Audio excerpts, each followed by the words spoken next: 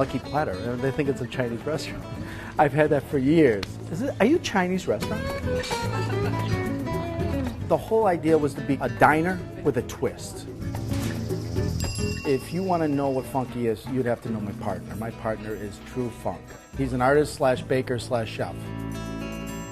Our inspiration is from the dining room. He wanted to create this real funky feel. So the menu had to reflect that. He'll come up with an idea and go, let's twist it a little bit. And I go, okay. Huge part of our breakfast are the scrambles. We do a whole wheat buttermilk pancake. We got a great burger. We make our own sweet potato hamburger bun. We do sweet potato fries.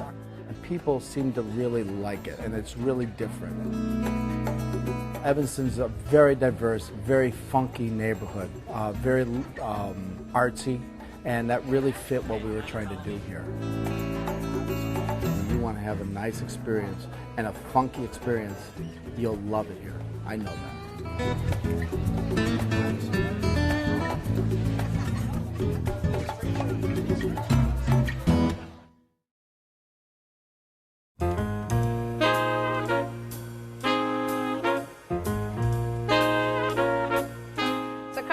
Lucky Platter has some real charm. Tell us why you chose it.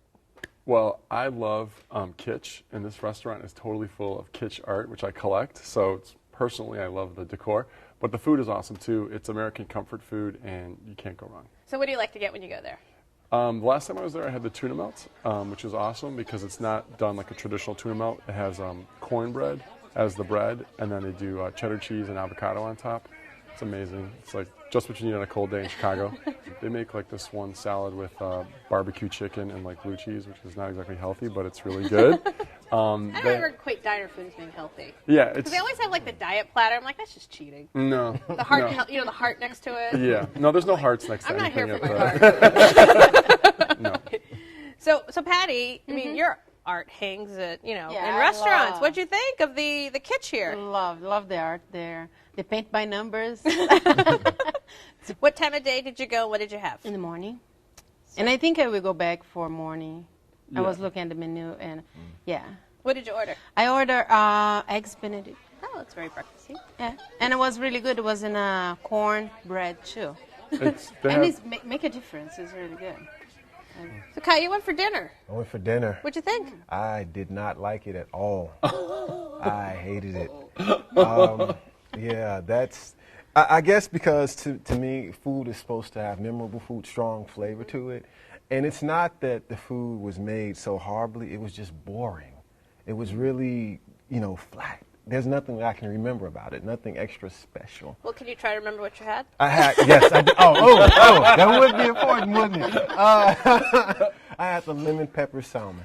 But it was, there's nothing extra special about it. It's so, you got to go back and try it for breakfast or lunch, because I wouldn't actually go there for dinner first. It's really more of like a breakfast lunch place, and I tend to eat breakfast and lunch there. But you thought it was bland? I wish I would have known that. Maybe I would go back for breakfast, but I will never go there for dinner. No, yeah. You should try the breakfast. Yeah, the breakfasts are really good. I mean, I guess I like it because it's not your traditional, don't you think it's a little bit different than your typical diner? Well, yeah, I mean, as far as the decor, maybe there's a little twist on it. The pictures were okay. Well, the dessert kind of made up for it. Okay. The pumpkin pie, it was okay. It was a different kind of pumpkin pie.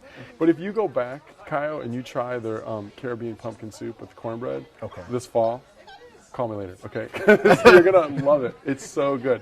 I mean, all I can say is I love their breakfast. I would go there any day of the week for breakfast or for lunch.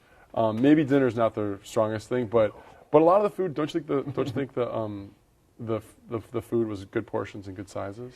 I mean, yeah, the portions were okay.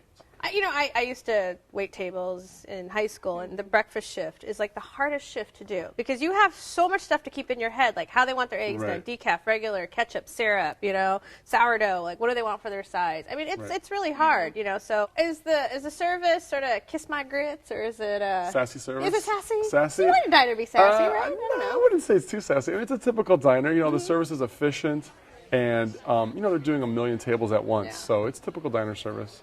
Pat, Patty, what did you think of Evanston, the neighborhood, and sort of the crowd? You know, it's kind of a university town, and a lot of people live there, their families. So was that sort of a reflection in the crowd at the restaurant? Yes, I went in the morning, so I saw more like mothers with the babies, and but it was really like family. It was like a neighborhood restaurant, kind of restaurant. But speaking of Evanston, I mean, it's bustling and growing. I mean, yeah, it's totally vibrant. It's changing. You can go there. You can take the L there. The train stops right next to it. Yeah. Is that how you got there? We drove, but one thing my friends did say, they did like the fact that it had a culture feel, a neighborhood feel to it. Pluses and minuses. Well, it's my hoodie. It's my neighborhood diner, so now, are the prices in line with diner prices? Oh, it's super reasonable. It's really reasonable. And I think that's why I think it's such a good value, because everything there is done better than at a typical diner, but with a little twist. Patty, when you went there, did you get a feel that these people are regulars, like they come here a lot? Yeah, I feel that. That was really a neighborhood restaurant.